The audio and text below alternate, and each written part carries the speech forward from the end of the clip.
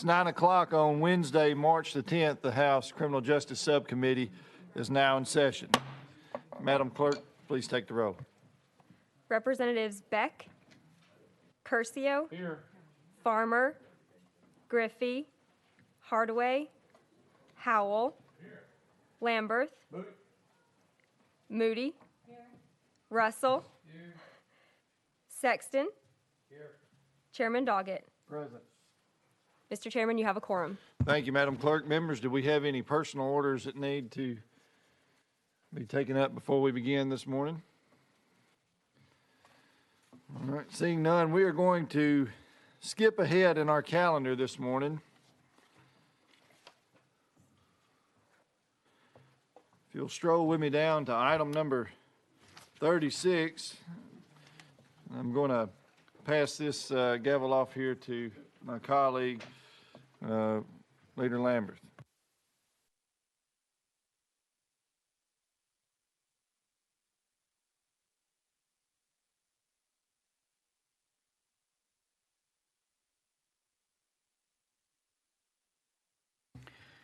All right, members, we're on House Bill 66 by Chairman Doggett. Do we hear a motion? Motion. Is there a second? There's a motion and a second. Chairman, thank you for carrying this piece of legislation for the administration. If you can, tell us a little bit about it. Hey, thank you very much. What this does is it makes some changes to sex offender evaluation and treatment with the Sex Offender Treatment Board. And so it basically puts every, streamlines this into where the offenders will have the courts, everything will be recognized as if you'll excuse me 1 minute here and make sure. Thank you, Mr. Chairman. Do we have any questions for the chairman? All right, seeing none, we'll be voting on House Bill 66 by Chairman Doggett. All those in favor signify by saying aye. Aye. All opposed, nay. The ayes have it. Bill passes on to criminal full. Simple enough. Thank you. I thought about it. Thank you, Mr. Chairman. And members, I know the members know this, but for the body, the reason I'm chairing, Chairman Doggett asked me to chair today the senior member, which it surprises me that I'm the senior member on this committee, but I think that is the protocol the Speaker has set up, is that the senior member on each committee, when the chairman is not available in a sub, would chair. So, Chairman, thank you for allowing me the honor of chairing today. I know everybody's already read these bills, but we're moving on to item number 37, House Bill 901 by Chairman Doggett. Do I hear a motion? Motion. Is there a second? Motion and a second. Chairman, if you can, tell us what the bill does. Thank you very much. This bill does a little, it's really somewhat of a cleanup bill. It looks at certain aspects of the sex offender registry. There's 4 parts to this. It reduces some of these, makes some changes from A misdemeanor to E felonies, just for the fact that some of these should be citable offenses to streamline some of the ways that law enforcement and registering agencies are able to work within the confines of what they do with the sex offender registry.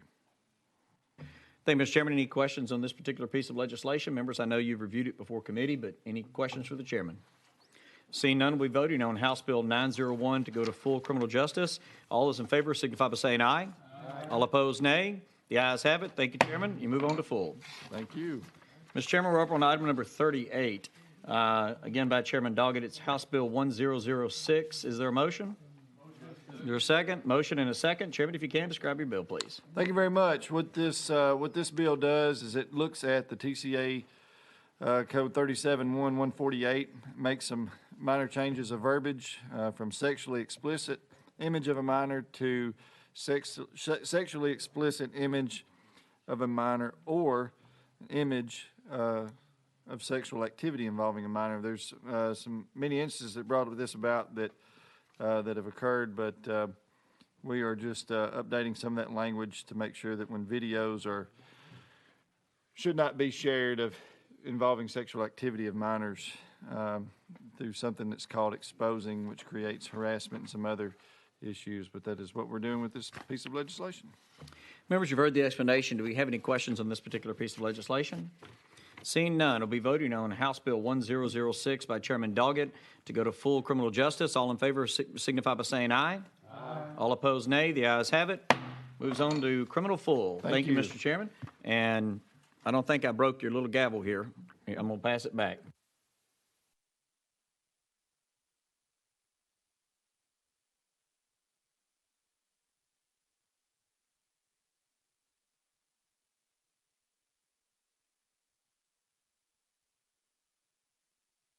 Thank you, Leader, for doing that. I should have given you the disclaimer to be gentle with my gavel, but thank you for your gentleness.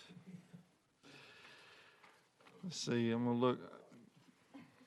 Members, we're going to take up, we're going back to the top of the calendar there. Item number one, House Bill 119 by Chairman Faison. Thank you. Properly motioned and second, you're recognized. Thank you, Mr. Chairman. Good morning, committee. There is an amendment that writes the bill, Mr. Chairman, and the amendment drafting code would be 4387. Chairman, respectfully, you're on item number 2 there. We're going back to item number 1, House Bill 119, Silver Alert Program. Ah, I am so sorry. Thank you. Is there a motion and a second on that? Yes, thank you. Thank you. Thank you, Mr. Chair. Committee, good morning to y'all. This bill has a personal emotional attachment for me, and I typically don't do something that I'm personally attached to this much, but I'll just tell you a quick story. When I was 14 years old, my grandmother, we called her grandmama, we got a call that when she left Sunday night prayer meeting from church, she turned left out of the parking lot of her church, and she hit an oncoming motorcycle. And we were all wondering why in the world would she have turned left, because her home is to the right and there was no reason for her to go left. Well, over the next few weeks, we started noticing that there were some issues with her, and my grandmommy was diagnosed with Alzheimer's. Over the next 19 years, my family personally took care of her. We didn't put her in a home, and we did our best to honor and respect her. But I have become keenly aware of the struggles that go with Alzheimer's or senile dementia. And there are times that a person will go missing that has issues like this. And in Tennessee, we have a thing right now called the Amber Alert. If there's a child in danger, it immediately goes out. The TBI does a fantastic job. The Department of Safety does a fantastic job putting an alert out through this whole entire state that there's a child missing. What I'm seeking to do with this bill is create a silver alert for our senior citizens that would, the TBI, Department of Safety, TDOT would put out an alert that there is a senior citizen missing. And that's basically what the bill does. All right, thank you very much. Thank you very much. You've heard the explanation. Any questions for our sponsor? Seeing none, we're now voting on House Bill 119 to go to full criminal. All those in favor say aye. Aye. Those opposed, no.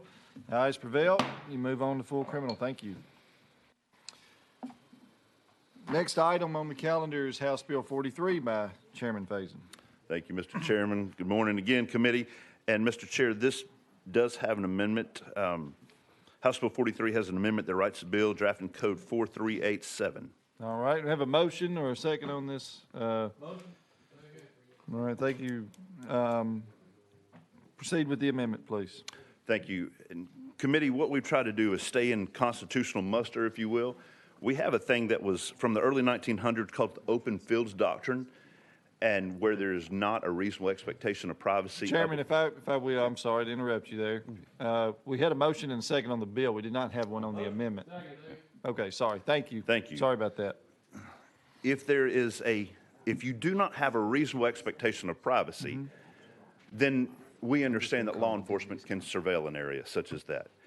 But this bill specifically deals if you have personal private property, unless you have asked law enforcement to come and surveil it, or there is a warrant from a judge to come and surveil the property, law enforcement would not be able to use any digital images captured from that property for prosecution unless they've gone through the proper channels. And that's basically what this bill does.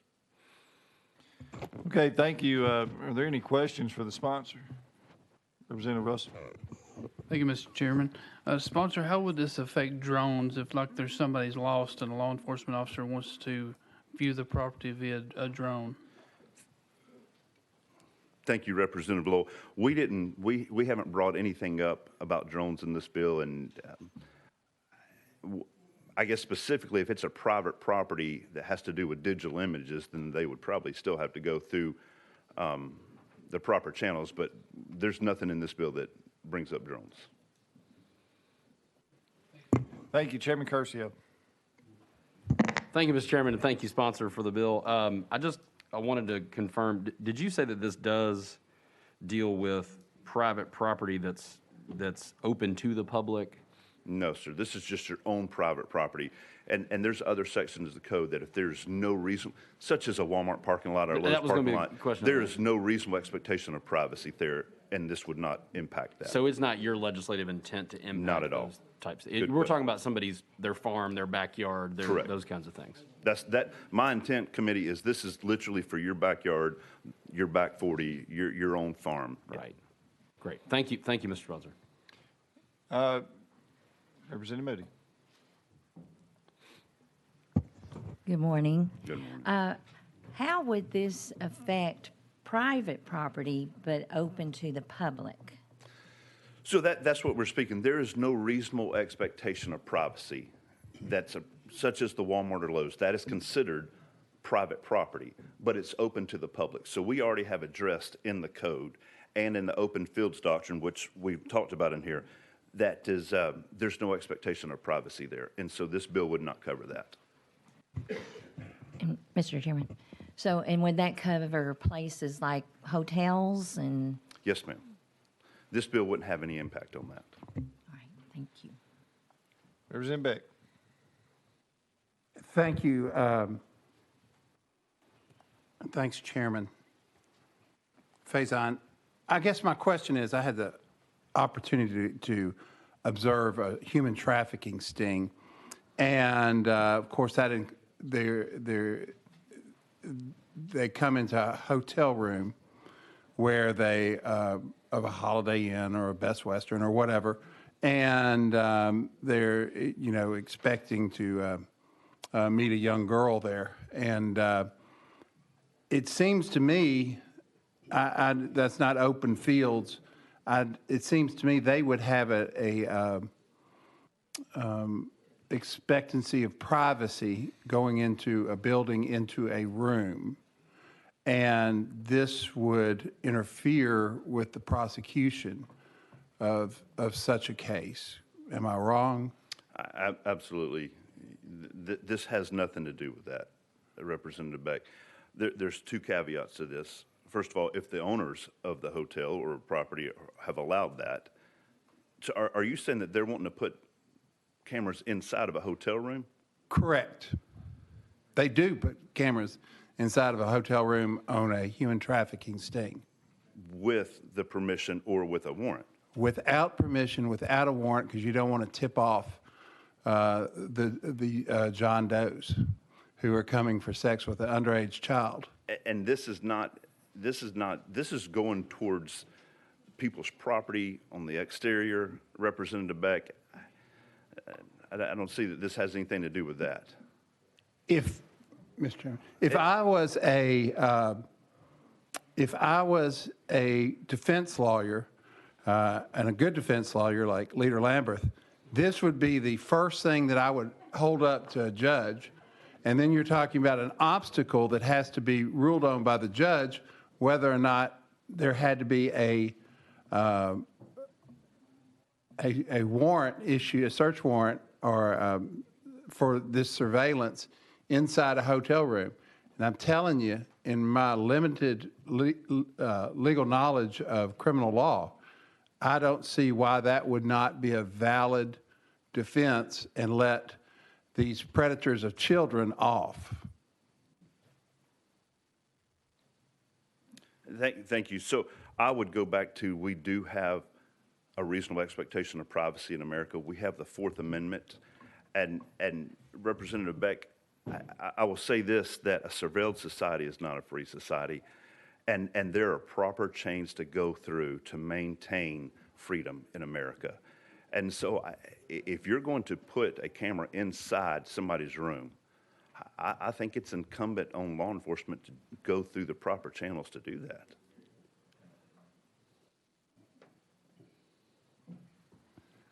I disagree with you on this because I think that we don't need to put an impediment between our law enforcement and protecting our children from predators who want to have sex with underage children.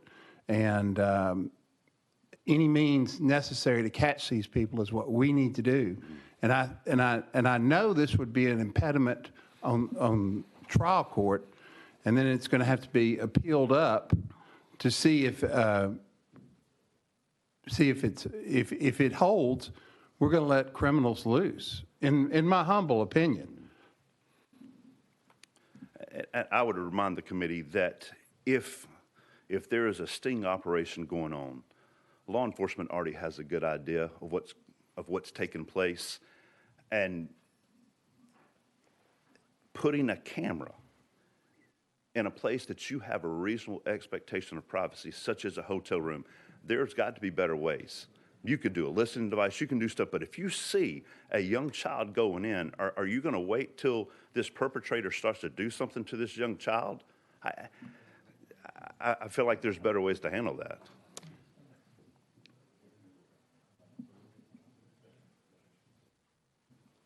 I feel that we need to protect our children at all costs. Thank you, Mr. Chairman. Thank you. Thank you. Next on our list is Vice Chairman Sexton. Thank you, Mr. Chairman. Chairman Faison, we had a bill that dealt with TWRA and putting surveillance cameras on properties without the permission or consent of the landowner. They didn't have a warrant, they didn't ask permission, but they done that.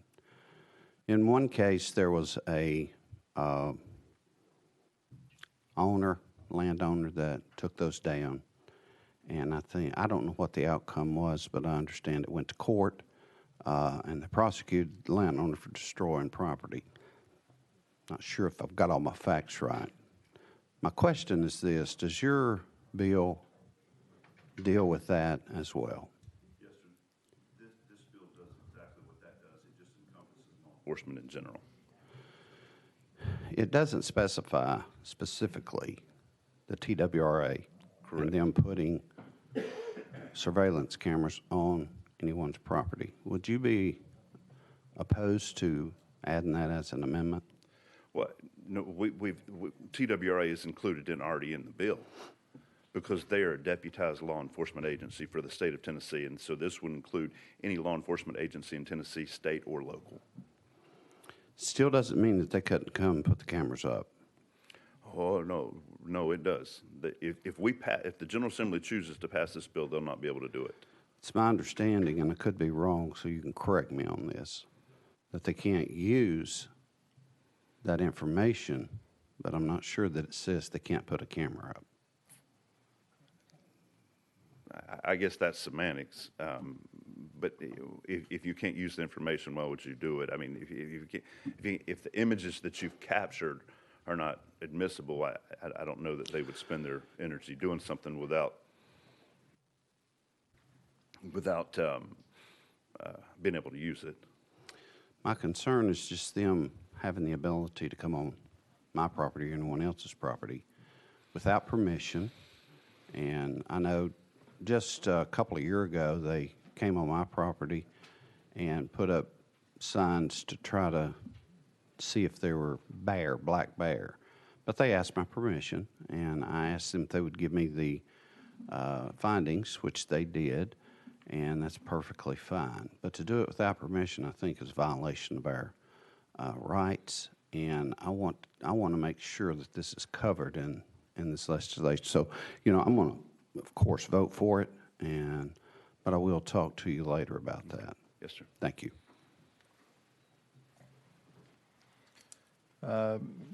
Chairman Moody. Thank you, Chairman. I guess I don't know how much I could reveal that I know, as Representative Beck shared, with our involvement in the fight of the evil of human trafficking. And so I guess I'm just trying to enlighten without exposing too much. It is so evil that not every person that works in a hotel, but those people are paid off sometimes to report what's going on. If they see any extra cars or anything unusual, there is no working with someone in the hotel because the risk of them turning it over and busting that up is so great. So that's out of the question. We have female TBI agents. When these things go down, you can't have agents in the room. And they are depending on a camera showing the other agents when they need to come in and rescue them. So I'm really struggling. I'm struggling so hard with this because I believe in our freedom, but I'm telling you, what I have seen and learned besides, like Representative Becca said about protecting our children, and I'm not insinuating you're trying to harm them. I'm not. I know you. But I have great concern with this bill. From that aspect of the fight we are in with human trafficking, we are always a step behind. They are always ahead of us. We have got to keep in the fight.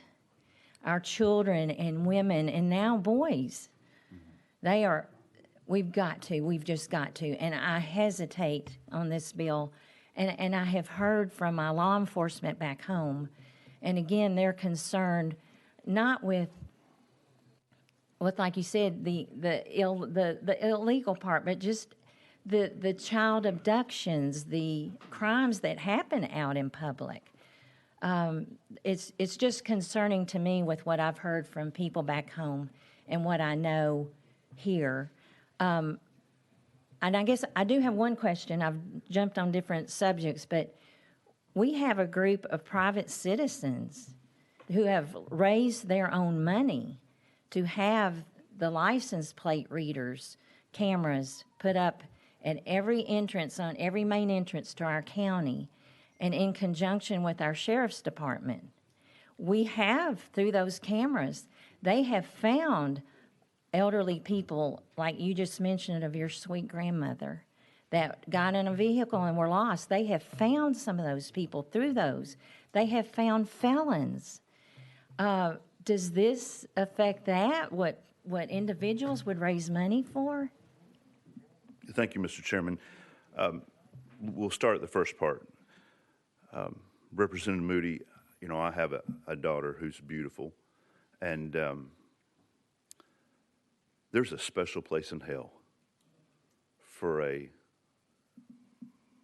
man or a woman to sexually prey on a child. There's a special place in hell, and I can't imagine that I would leave it up to law enforcement if somebody hurt my daughter. I'm just going to be perfectly honest with you. Regardless if they go through the hotel or not, there is something just and constitutional that they would have to go to a judge and say, Judge, this is what we have. This is the sting we're operating. Do we have permission to be able to do this? That's what this bill does. Instead of you just arbitrarily going and doing this, you have some check. That's what our whole governmental foundation was set up on checks and balances with the three branches of government. And this just says from the law enforcement side, before you take and enter a person's privacy, you have somebody you answer to. It doesn't have to be, obviously I agree with you that the hotel owner could be a part of it. That happened in Pigeon Forge several years ago. I was very keenly aware of what took place. My pest control business was doing pest control, and we were like, holy smokes, this is what's going on here. But the law enforcement still needs to go to a judge that answers to the people. Remember we believe that we're a representative form of government. There's something safe in that, Representative Moody, that a person who's carrying out law enforcement looks before you go past the Fourth Amendment to do something and looks at a judge who has been elected by the people and say, do we have the warrant to go do this? And obviously a judge, they answer to the people, of course they want to be a part of that. So that's the first part. I want to answer that. And then the second part, this has nothing to do with putting cameras up to read license plate tags, because that's something that people wanted to do. They want you to put a camera there to do this. And so that would have nothing to do with that. And there's no reasonable expectation of privacy as you're driving down the road.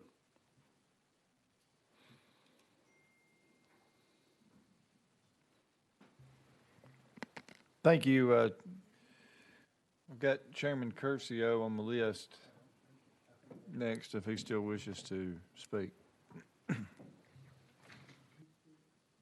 Thank you, Mr. Chairman, and thank you, sponsor. I think we've probably deviated some from your intent. I do have a question, and it's probably for legal. But Mr. Chairman, if I may, I do have a question, I think, for Ms. Ansonia. Excuse me. Old habits die hard, pardon me, sorry. Ms. Fogarty. Okay, we've got a question for legal. Without objection, we'll go out of service to hear from legal. Excuse me, I did it again. Out of session to hear from legal here. Thank you, Mr. Chairman, and thank you for your indulgence. My question deals, since we have talked about the law enforcement aspect of this, we've talked about hotel rooms. If someone were to rent 2 rooms and film inside one of those rooms, that would not be impacted by this legislation, would it? Michelle Fogarty, Office of Legal Services. I think I need a little more facts. The person who rents the hotel room is putting up the camera. Then the person who rents the hotel room is the person putting up the camera. Then no, there's not an issue. Thank you very much. Unless they are. There may be some exceptions that if the government is renting the hotel room for someone else. The bill does exclude any judicially recognized exception to the warrant requirement that exists at the time of the electronic surveillance.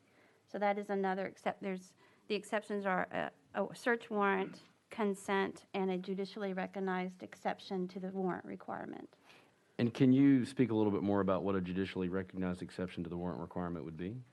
There are several judicially recognized exceptions, such as exigent circumstances, a search incident to arrest, plain view, and open fields is a judicially recognized exception to the warrant requirement. So open fields is included in that?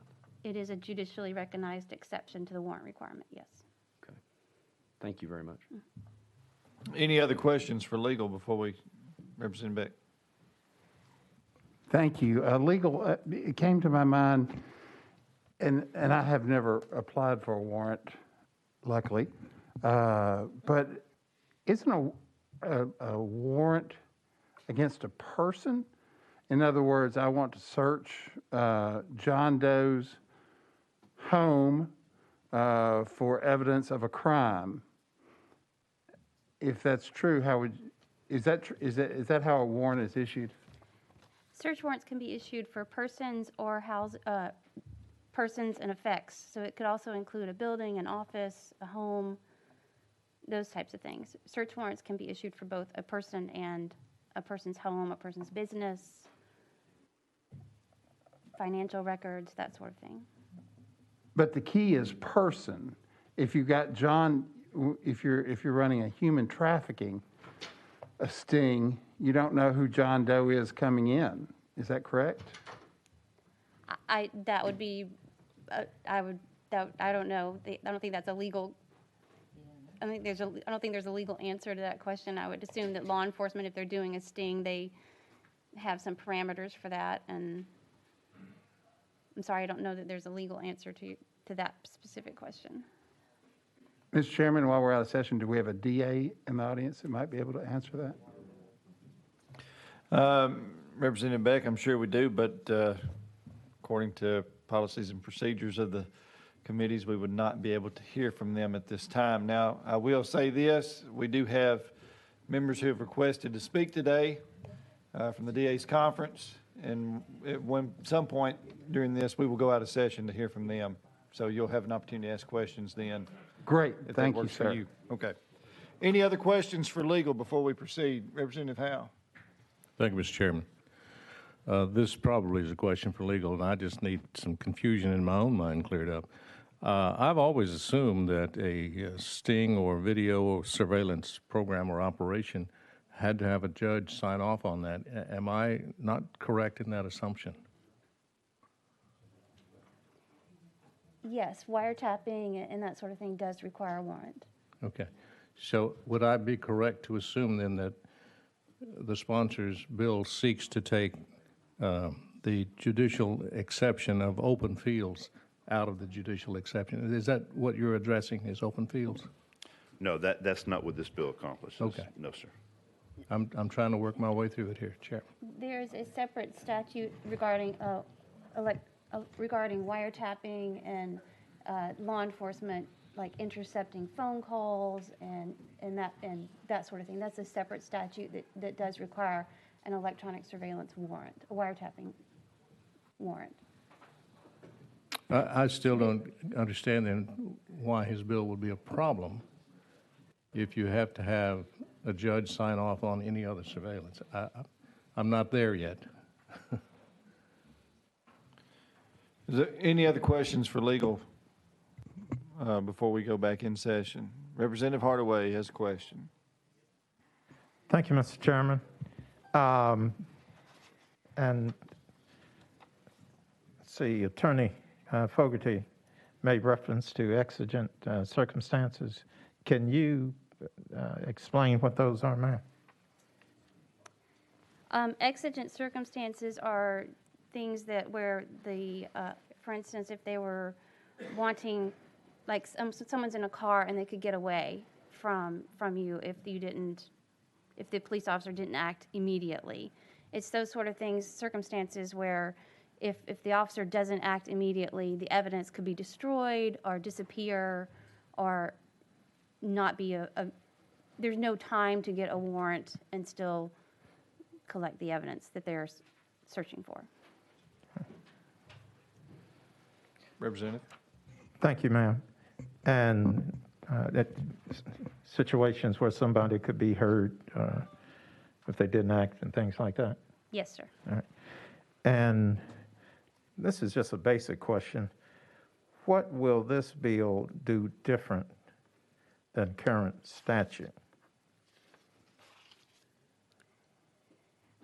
It states that evidence obtained in violation of this section is not admissible, but there's that's already current law. If evidence is obtained in violation of your Fourth Amendment rights, then it's generally excluded from any trial by the court. All right. Does it give law enforcement any additional powers? No, sir. Does it restrict any powers, let's say, of TBI or sheriff or local law enforcement agent would have now?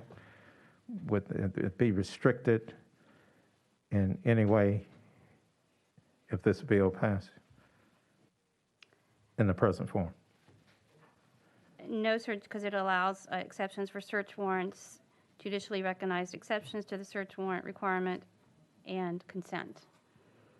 Okay, and then when I said in this present form, Mr. Chairman, that was with consideration for House Amendment 0043887. Thank you. Thank you, Councilor. Thank you, Mr. Chairman. Thank you. Representative Griffey, question for legal. Thank you, Mr. Chairman, and I apologize for being late and missing part of this discussion on this important legislation. Appreciate the sponsor bringing it. My question is this. It's my understanding that the Fourth Amendment protects persons. It's an individual protection of a person's right to be free from unreasonable searches and seizures and not a property interest. It doesn't protect property.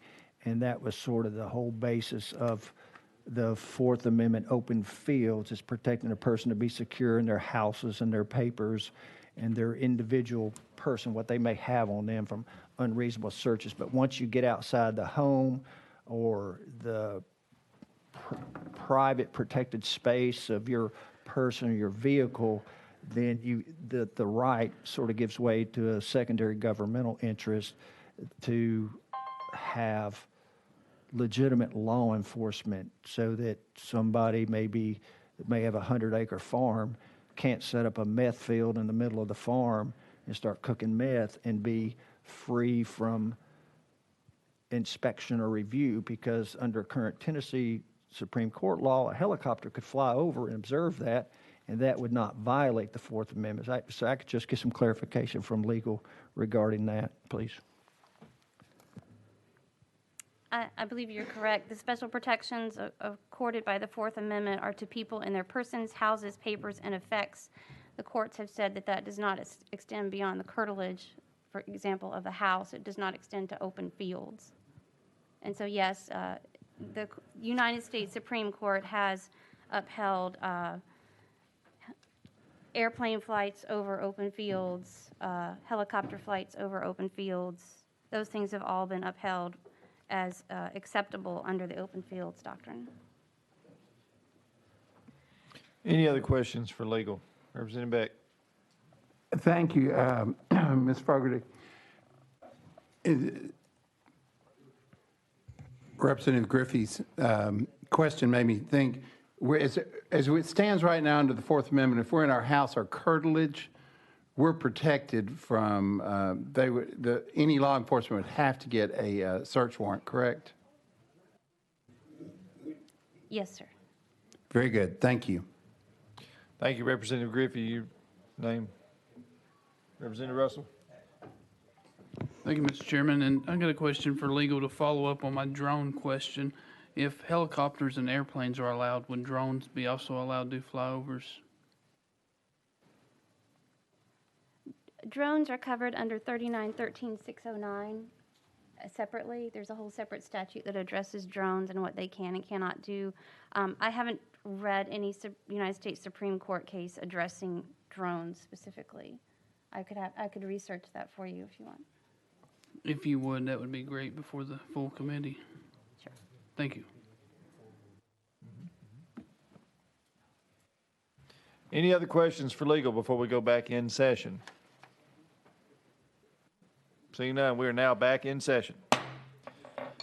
Chairman Curcio, you were on line of questioning at the time we went out of session, so you may continue if you wish. Thank you, Mr. Chairman. I appreciate that, but I am finished. Thank you.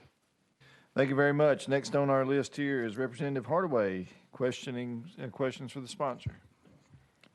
I pass, Mr. Chairman. Thank you. Leader Lamberth.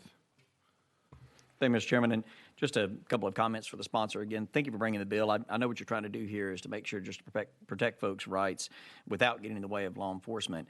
I will say that the judicially recognized exception that's in this bill does make sure that law enforcement can still do what they're doing now. But in the one instance that we know of where one agency put a camera out in conjunction with a federal agency. I mean, I've reached out to TWRA about that. I know you have as well. Several of us have. And this is not their procedure. They don't do this on a regular basis. And I want to be crystal clear. If you don't want somebody on your property, do what all of us who live out in the country do. Put no trespassing signs up. If you don't, under the law, anybody, a private citizen, law enforcement, anybody can wander across your open field. And in fact, they can move into it if they want to. By adverse possession, they can even own your property if they stay there long enough. So, I mean, if you don't want somebody on your property, put up a no trespassing sign. That's what protects your rights. Otherwise, people can go there. That's the law. That's what the law's been for hundreds of years. So TWRA does not go on people's property right now. Again, there is one case out there that we know about, and I think it's been sent loud and clear by this bill and another bill that we don't want TWRA, any other law enforcement agency, going on someone else's property, again, minus exigent circumstance or open field or something that is a judicially recognized exception. We don't want them just putting a camera up on somebody's property. They don't do that. We don't want them to do that. The TBI has been brought up several different times with human trafficking operations. And, I mean, I've been out there and viewed some of those. I know Chairman Curcio has. Some other folks have. I would encourage you to go with your local law enforcement to view those. Those are done in a way where they take an ad out online. And it is unfortunate, but literally hundreds of perverts answer these ads, and they respond to a room that the TBI has rented, many times in conjunction with the ownership of the hotel. And the one that I went to was in a very wealthy area of our state in a suburban part just outside of a major metropolitan area and in a place that you would not have anticipated that there would be that type of activity. Hundreds and hundreds of people answered that ad, but they came to a room where again, it was rented by the TBI and they had no expectation of privacy in that room. They went to somebody else's room. If it was their own room, this bill and current law would have prevented anybody from being able to put a camera in your room or somebody else's if it's a room they rented, unless they got a search warrant or something else. So this bill puts into law, it appears to me, what is already judicially protected, but I think it makes it very clear that the legislature is saying, hey, what the current court cases are, what the current law is, that's going to be in the law. The law always trumps rule or even court cases, quite frankly. I mean, so I just wanted to get that out there that, I mean, the TWRA, the TBI, law enforcement, I don't know a single agency out there that is putting up cameras. And if they do, to one of my other friends' questions up here that was asked a while ago, look, they're going to get sued. That evidence is not going to come into court. And if you're not real careful in law enforcement, you can be charged yourself if you're just putting up a camera somewhere where you're not supposed to. They're not above the law like anybody else, and that's why law enforcement doesn't do that. So I just wanted to kind of get that out there on the record. I feel like we've danced around it a little bit. This is not something law enforcement's doing, and it's something we want to make sure that they're not doing. But there's exceptions built in here that are current law. We want those preserved. So thank you, and that's just my comments on the bill, and I do support it. Thank you for bringing it, Chairman. Thank you. Next on my list is Representative Howe. Yes, sir. I'm sorry, Mr. Chairman, I didn't understand what you said. Could I circle back to what the leader said earlier in his comments, that this bill seeks to protect personal property rights without hindering what law enforcement is currently doing? I just wanted to get that on the record again. Personal property rights are very sacred to me. I think personal property rights is one of the bedrocks of our republic, and I just wanted to make sure that I heard correctly. Thank you.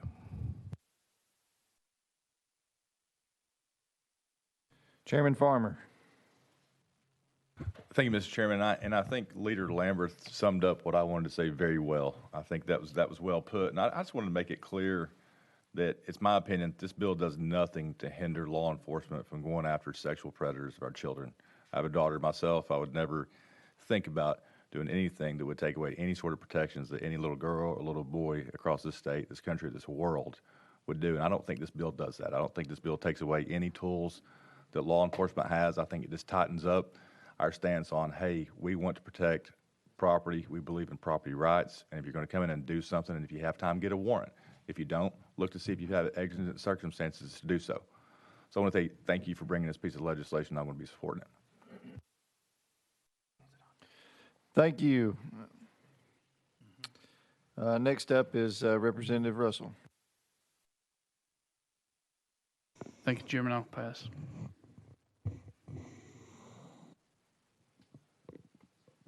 I'll pass. I'm good. Sorry, thank you. All right. We're still on the amendment. Question's been called on the amendment. Any objection to the question on the amendment, placing the amendment on to House Bill 43?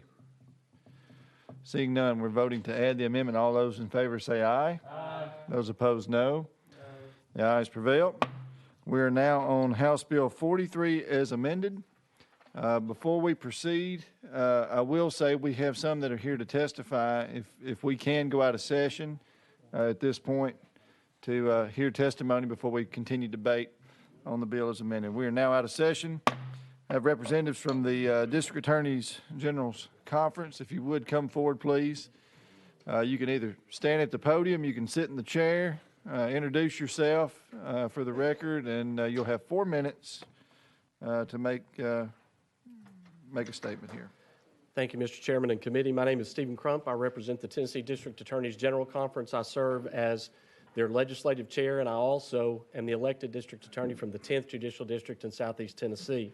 I stand here and am here today representing also the Tennessee Bureau of Investigation, the Tennessee Sheriff's Association, and the Tennessee Association of Chiefs of Police. We all stand in opposition to this bill.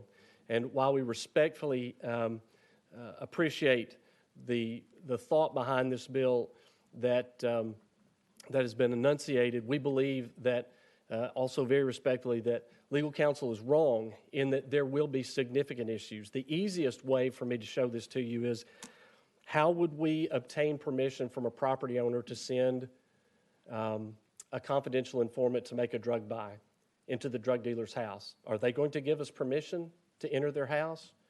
When you vote for this bill, you are going to create drug safe zones. Every drug dealer's house will be a safe zone because we're not going to get their permission to go in. Certainly, we can go in there. We can't establish probable cause that a substance is in there unless we can get somebody in there. The fact that somebody says that something is in there is not enough. We do not use search warrants to do confidential informant buys. We never have, we cannot. The way we do search warrants is we make buys and then we take the evidence from those buys and we obtain a search warrant to get greater amounts of drugs. So in our opinion, this is creating a safe zone. And with all due respect, I do believe, and our colleagues do believe, that this in fact does create significant hurdles for law enforcement in the human trafficking area. Because every place that the person has to go, if there's any communication, it's not the isolated event when somebody in a hotel is paid off or is in on it. It is not the isolated event. I've had 2 of these, and we have made, whichever member of this committee brought it up is absolutely correct. We had literally thousands of responses in a 3-day period. I want to say we had about 13,000 responses just to an email and drop zone. We arrested 24 people who came to have sex with a child. We may very well be able to get that evidence in. I can't read the future, and I certainly can't read what the Tennessee judiciary would do with this. Nor can I read what some federal judge will do with this. Because understand, what our judges do with this doesn't end this discussion. And Tennessee may very well, the judiciary in Tennessee may say, you know what, I still think we're fine. But do you trust the federal judiciary to come to that same conclusion? I would ask you, and I'll answer any question you have, those are the 2 most glaring situations where this occurs. One that happens all the time is when we have a murder for hire. We have no idea where that deal is going to take place. We can't go in the middle of the night necessarily and get somebody's permission. We can't go and find somebody's permission. What if it's the person, what is supposed to take place on somebody's house where the deal and the payment's supposed to be made? Do you think the person who's trying to take the contract for murder is going to allow us to come in and send an agent in there? They are not. You are creating with this bill safe zones that will be devastating to the efforts of law enforcement. The last thing I would say to you is this. I appreciate very much what the representative is trying to get to or what the sponsor is trying to get to. I very much appreciate that.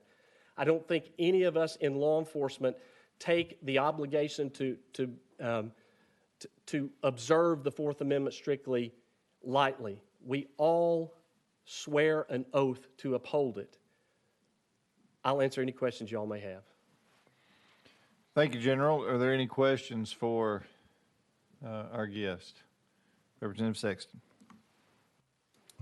Thank you, Chairman. You said that you wouldn't be able to go into a house that's selling drugs and purchase drugs. Yes, sir. If that person is selling drugs, like a convenience store, you go in and you buy a Coke, would it not allow you to go in and buy a Coke? If they're selling drugs and you want for the purpose to determine whether or not they're selling drugs, I don't see how this legislation would keep you from going in to that residence, because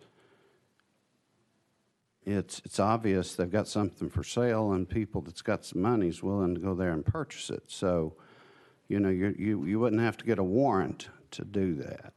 I'd like to follow up, Chairman, but I'll wait for his response on that. Well, 2 things, Mr. Chairman. 2 things. First of all, law enforcement, in its observation of its duties, can't necessarily go in on the pretense of doing one thing. When we send a state actor in, whether it's an agent or anybody else, if we go in, we have to go in for that purpose. Secondly, I don't agree with you that certainly we could go in, but the evidence would be suppressed under this statute, because we not only have to show that there is this negotiation going on, we have to show that there's actually a sale that takes place. We have to show that there actually is a substance which is in fact a controlled substance that is sold. So it doesn't end with that day. Whatever's collected there, if anything's collected there, has to be sent to the Tennessee Bureau of Investigation for testing. If it comes back not to be a controlled substance, they didn't sell a drug. Now, I appreciate what you're saying, and I totally understand your concerns with this bill, but the only way we get into somebody's residence is if this person goes in under an invitation or they go in that way. A drug dealer is never going to give law enforcement the ability to go in. They're not. And it is our position that while this legislation is well intended, the consequences that go with this legislation are devastating to the efforts of law enforcement. Thank you for that, and I do appreciate your efforts and the efforts of law enforcement to keep us safe. However, there are situations where that law enforcement itself use their authority to go on private property and do things that law-abiding citizens don't have any recourse. So the same thing that you're talking about that would inhibit you from going into a criminal situation, it does not protect the law-abiding citizen from law enforcement. They have that right. And so what we're doing is we're trying to split hairs and watch over our freedoms that we have and the rights that we have to own a dwelling and to dwell there safely without being impeded upon if we haven't broken any laws. So it's a fine line that we're walking here, but I don't want to give up my securities. I don't want to give up my freedom for my securities. And I think that's what we're doing here. We're trying to split hairs. So while I appreciate everything that you do to keep us safe and to get crime off, I have to err on the side of protecting the freedoms that we have to own property and be secure from search and seizures. Thank you. Chairman Farmer. Thank you, Mr. Chairman. And a couple of things I want to clear up here, try to figure out, get to the bottom of, maybe. Number one, how would this bill preclude police, the government from using confidential informants who are not governmental employees from going in and by invitation going into the homes of these drug dealers and purchasing the drugs and coming back and giving them to the government to use to prosecute these drug dealers, right? And number two, how would this bill preclude a undercover DEA agent that's been invited into a home or went somewhere and has participated in a voluntary drug transaction there? How's this bill going to preclude those two scenarios? Because number one, the confidential informant's not a government employee. He's not paid by the government. He's going to be invited into the home or wherever they're at. It's going to be a negotiated place of transfer of the product, purchase of the drugs and exchange of the monies. And then same thing with the undercover DA, local DA agents. I don't want to get in the way of this, but I'm just trying to figure out how would this preclude that from happening? I just don't see it. Mr. Chairman, thank you. The invitation is one that is induced in fraud. What this bill says is that the permission that's granted, law enforcement, I can't send, for example, I can't place a confidential informant in somebody's jail cell and let them listen to what's it and try to elicit information from them. When I send somebody in, regardless of whether they have a badge or they work for us, they're going at my behest, they're going at law enforcement's behest. They are absolutely a member of law enforcement and are covered by the Fourth Amendment. They can just as easily violate the Fourth Amendment as everybody else can, as anybody with a badge can. And so in this circumstance, while, yes, you're correct, the invitation would certainly be there, but is one that is induced in fraud, that will be an issue in this. Because you are creating an additional step for law enforcement. And I'm sorry, the second question you had was the USDA or DEA? Mr. Chair, it was just our local DEA agents, our undercover folks that go in and do the like- same thing to CIs. So I like think a- I think you've answered that Okay, question. all right, thank you. I just didn't know what specific part of this legislation adds an additional burden to, because we're talking about situations where, cameras are placed on private property here, I think. Hey, Mr. Chairman, thank you. Let me give you another example of the same thing. Inner city neighborhood, drug dealer lives in the middle of it, traffic going in and out. Law enforcement frequently put up what's called a poll cam to find out who's going in and out. Do we recognize other drug dealers going in and out? Under this bill, we would have to put the other homeowners that live around this drug dealer in danger, because when the drug dealer saw there was a camera up there, or when they were indicted and they saw that cameras were placed up, they would know that their neighbors gave permission. A neighbor to somebody who's in a gang or somebody that's a drug dealer is not going to give us permission to put up a camera, even to stop illegal activity. So that's one where the placing of cameras has nothing to do with the inside of a room or has nothing to do with going into some place. That's one that's totally on the outside with people who aren't involved in criminal activity at all, but probably want their neighborhood safer. But this bill would probably limit law enforcement very greatly because they wouldn't give us permission.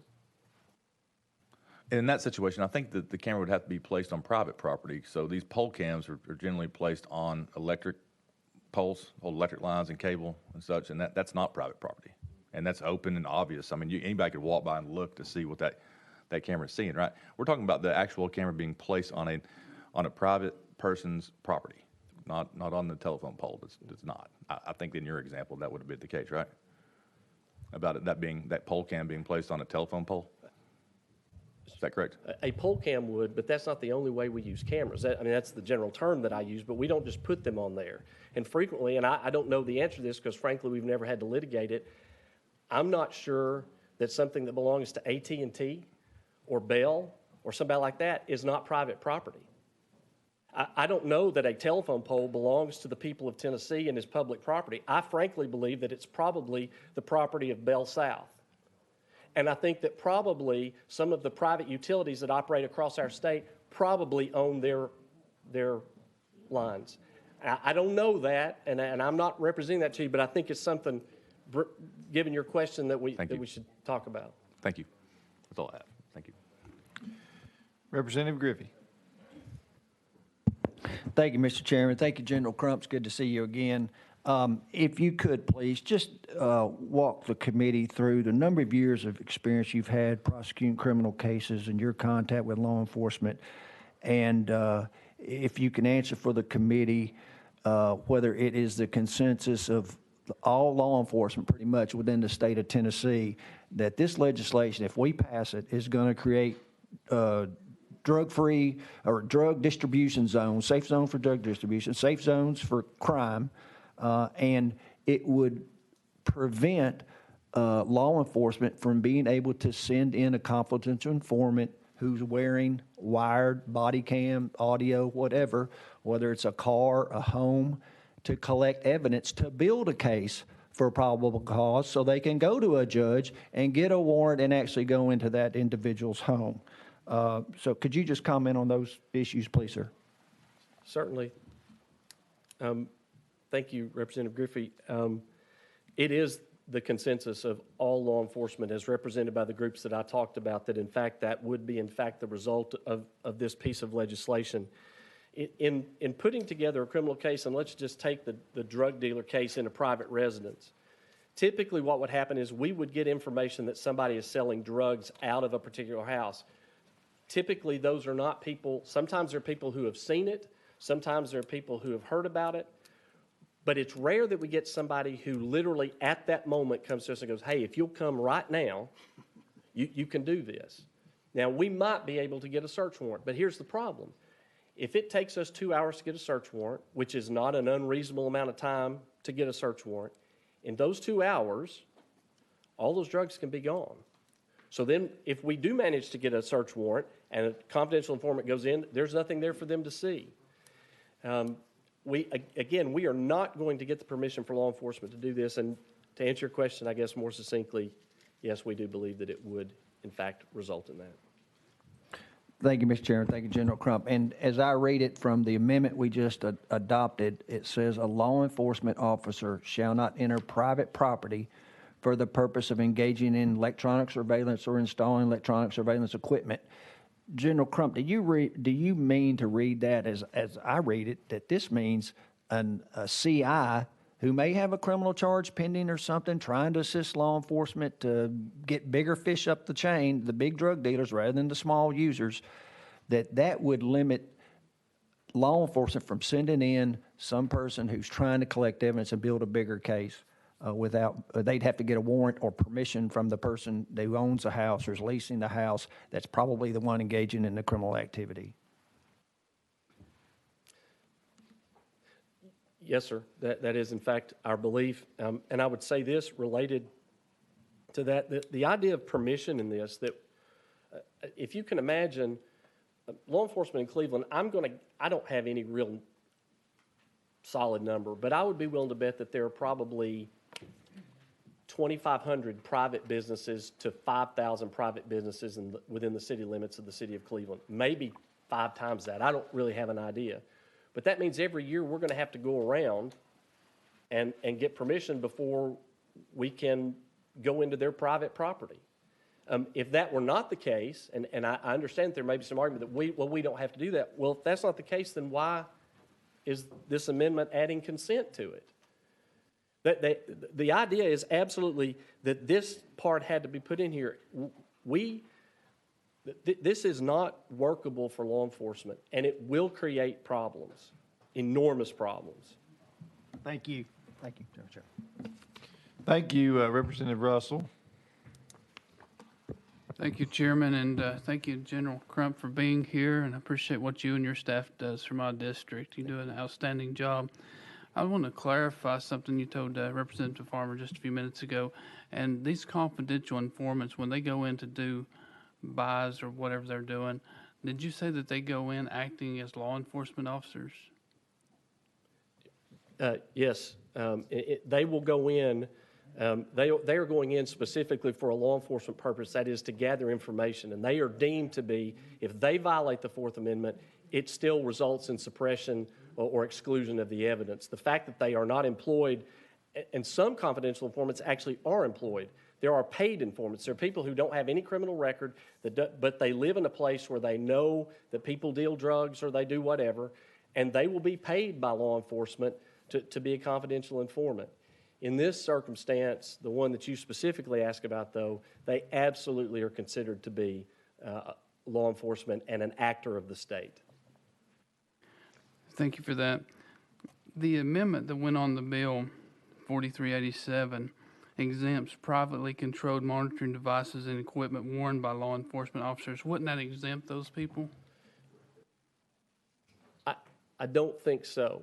And the reason is, if that were the case, there would be no place for the rest of the bill. If you're going to rely on that to say, then what's the purpose of the rest of the bill? Because if all I have to do is somehow figure out a way to put a body camera in there, or get a body camera inside there, or get somebody inside the house, I don't believe that's it. I believe what they're talking about, and I believe what I read it to say is, for example, on the side of the road, if a law enforcement officer is on private, or not on the side of the road, on private property, if an officer has a body cam or something like that on, and it's in a citizen's view that there's a camera, that it's all right, that it would not be suppressed. But I don't think you can read it that way, or there wouldn't be a need for the first part of the bill. But the exemption doesn't say anything about being in the view of anybody. I just want to make sure that we're clear on that. Thank you. Representative Beck. Thank you. General, the first lesson we learned in law school in criminal law is fruit of the poisonous tree. I hadn't heard you. You've danced around that. Would you explain to the committee what that term means, and especially with these confidential informants? Yes. The fruit of the poisonous tree doctrine says that if you imagine it, it's easier if I explain it to you in links, I think, like links of a chain. This is the way that I've explained it at police academies in the past. As you look at the evidence of a case, and let's say that there are 15 links, 15 pieces of evidence in the case, and each of those links was discovered as a result of something that occurred in the previous link. If 5 links in, there's a violation of the Fourth Amendment resulting in the suppression of that 5th link, everything that comes after that is in fact suppressed as well. The only thing you can use is 1 through 4. 5 through 15 cannot be seen by jury, cannot be used, cannot be referred to in any way. The danger, and I appreciate this question because the danger is we don't know that surveillance by law enforcement outside of, for example, the human trafficking room would not lead to suppression based upon fruit of the poisonous tree. The fact that there was a violation in the parking lot, or there was a violation in the hallway, or there was a violation on the street as they came into the parking lot, that would not result in suppression. And so I think that's an apt point. I think it is the basis for which we can't be certain that anything other than something with an absolute search warrant could ever be used. And we can't get a search warrant on the front end because when we do one of these stings, they don't have, my name is Steve Crump, and I live at such and such, and they have a screen name. And I would encourage you all if you've ever seen this, to go to a law enforcement seminar where they open one of these ICAC platforms and they'll put on hey, my name is Susie, I'm 14, who is this? And while they're giving you the talk, literally thousands of instant messages are lighting up behind you on the screen. And none of them have a name. None of them have identifying information. We don't frankly even know usually when somebody comes in, we don't know until somebody knocks on the door that they're the person, and then we don't even know it's not the wrong person.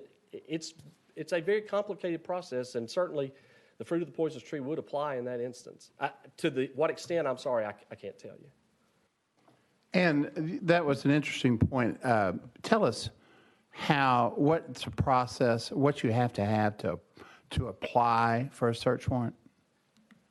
In order to apply for a search warrant, the first law enforcement must come up with a list of articulable facts that demonstrate probable cause that a crime has been committed, and that not just a crime has been committed, but that the premises to be searched absolutely contains an illegal contraband or something that is illegal to possess. So a law enforcement officer typically would do this by gathering whatever facts they have.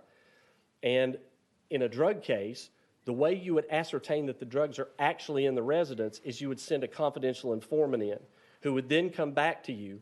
And the way that you prove up the element of that the contraband is actually in the residence or the building or wherever it is to be searched is that information that comes from the confidential informant. That's then written into an affidavit that law enforcement signs saying, here's my basis for probable cause. It's then taken to a judge, and that judge signs off on it or doesn't sign off on it, but if they sign off on a search warrant, then the officer who got that search warrant, the affiant, typically will be the one who also executes that search warrant along with others.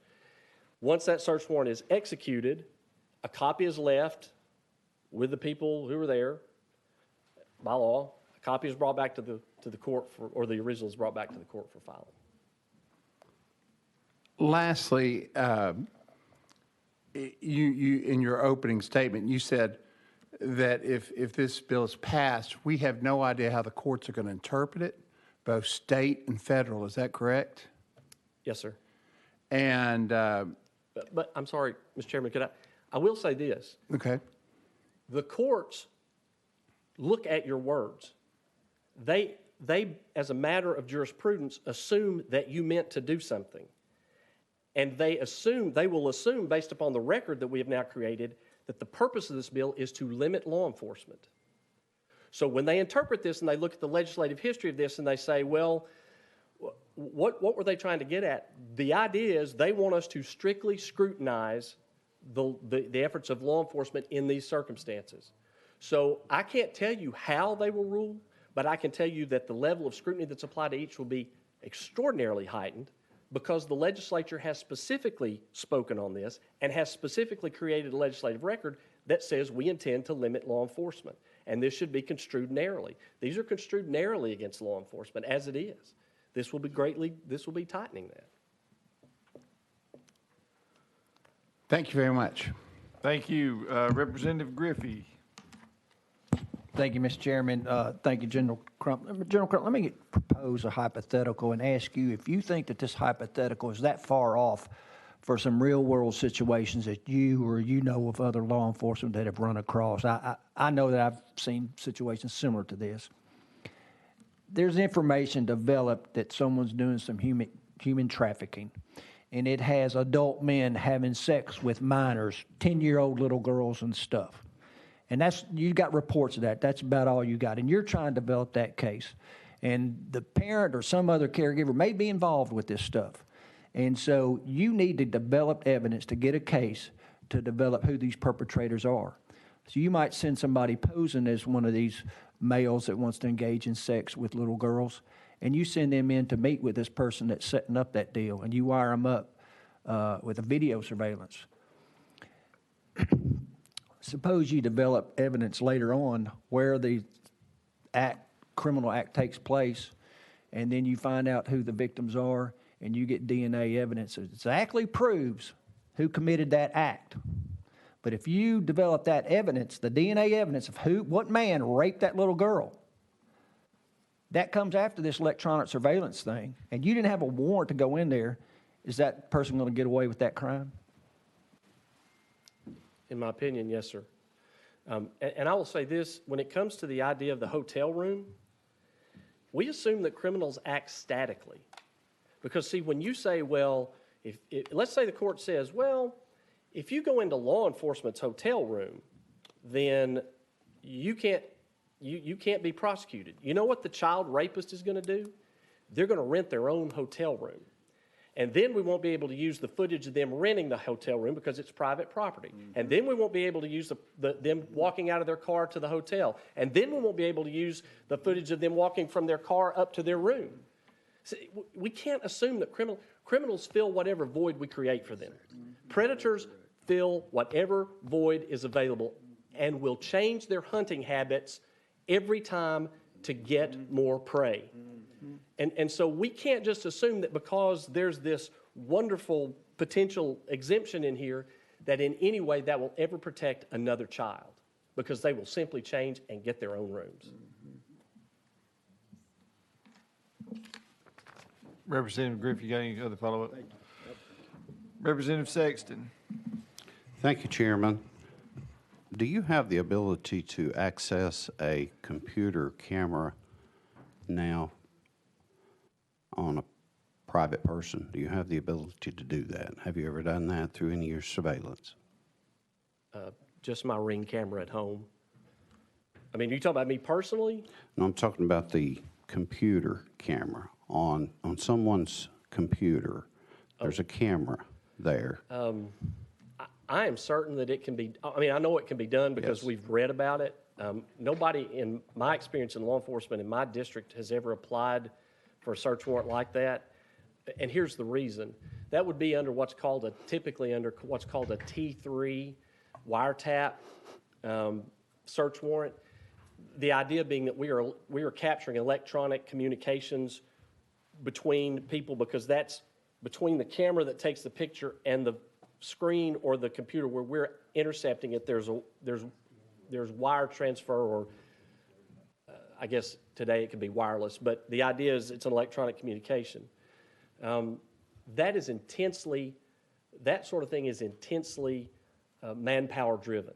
To run a T3, you typically need 10 to 15 officers dedicated day and night, 24 hours a day, because you never know what that's going to do. In my experience, we've never had the need of that. I'm certain there may be districts that have. I can't speak to them, but we've never applied for a T3 or any other search warrant on that basis. We certainly issue subpoenas for cameras on private property if they have their own, but TBI may be able to. But they've never done that in my district if they can. Have you ever had a convenience store or or any of that type that you've asked for their video surveillance, that they wouldn't give that to you? Yes, sir.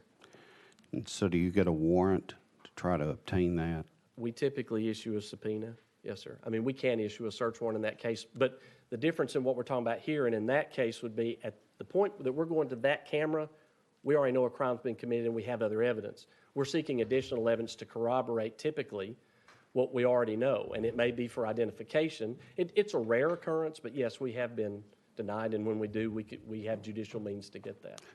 So you believe then that there are personal property rights that we have and rights to privacy that should not be infringed upon?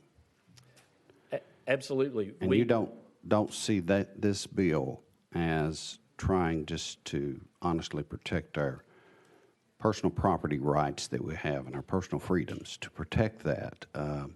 When you're talking about the vast majority of the population, we all want to catch the criminals. But many times that bleeds over into our own freedoms that we have. And they are used by law enforcement sometimes against the innocent. And I hesitate to share this, but I had a TWRA officer tell me that I couldn't run a bill, that their agencies was responsible for that.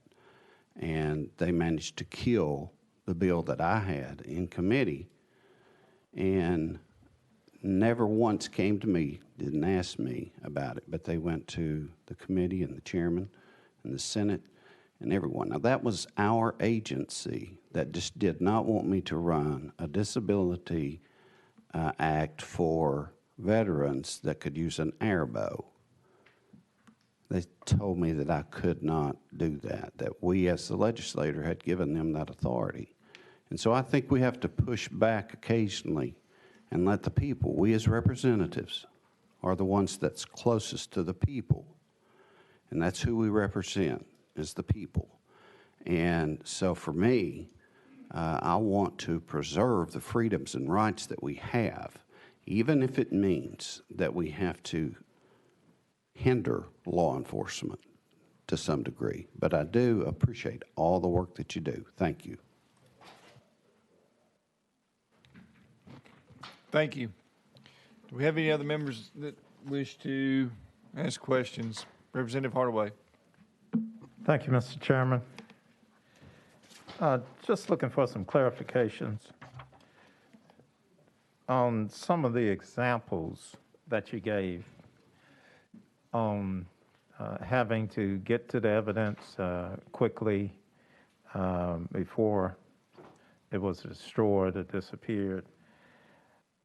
Are you describing exigent circumstances? Is that what we're talking about? No, sir. Exigent circumstances requires the same articulable basis that everything else does. We have to be able to prove, for example, that we absolutely, that we know that somebody is going to do something, that they are going to destroy it, or it's a kind of material that can be easily disposed of. That typically has never been allowed in a law enforcement context, and in fact, there's a rule typically adhered to by law enforcement that a search warrant, information for a search warrant is going to become stale after a very short period of time, typically not exceeding 72 hours. And so, yes, sir, certainly exigent circumstances do exist, and exigent circumstances would certainly be carved out, but none of the typical or the traditional constitutional description of exigent circumstances as enunciated by both the Tennessee and the United States court systems would not qualify for the events that I've told you about here. That includes the murder for hire? Yes, sir. Because if what you're doing is you're simply completing a contract, there's no imminent threat to anyone. And particularly where the undercover agent may very well be the person that's going to be paid, there is absolutely no threat that it's going to happen because the person who's supposed to be paid to do the murder is actually a law enforcement officer that's not going to kill anybody. So it would not, I can't say that never occurs, but under the traditional undercover, we have somebody who's going to try to take a contract for murder out, it wouldn't apply. All right, and just one more. You spoke to the confidential informer being an agent of the state, and in that sense guided by or restricted by the same restrictions that would apply to any of the law enforcement agents that were involved down the chain? Yes, sir. And in fact, I think it goes farther than that. For example, in an apartment complex, I can't ask the manager of that apartment complex to go in and look, even though they're not a criminal, they might have the right to go in there. The Fourth Amendment does not allow me to send somebody into somebody's apartment on behalf of the state because I can't do it myself. That's not just the confidential informant, that's also an individual citizen who may, under certain circumstances, have the right to do it. Now, if they go in on a normal check and they find something, different story, because they were there without state involvement, without state prodding. But where the state sets the scenario and the state puts in motion the events and the state locates and directs the person who's going to be doing the search, they are very much just like they're a law enforcement officer. All right, this is where I am. Trying to determine what will be different before the bill is passed, which is now, and after the bill would become law.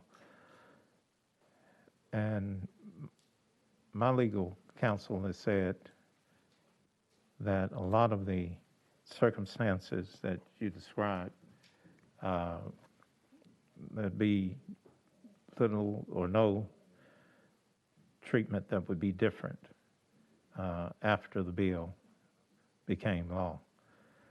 So I'm trying to see where, are you saying, you gave an earlier scenario where as a contested search might make it up the line and eventually to federal courts, that's your prime argument, that some judges would interpret differently than other judges?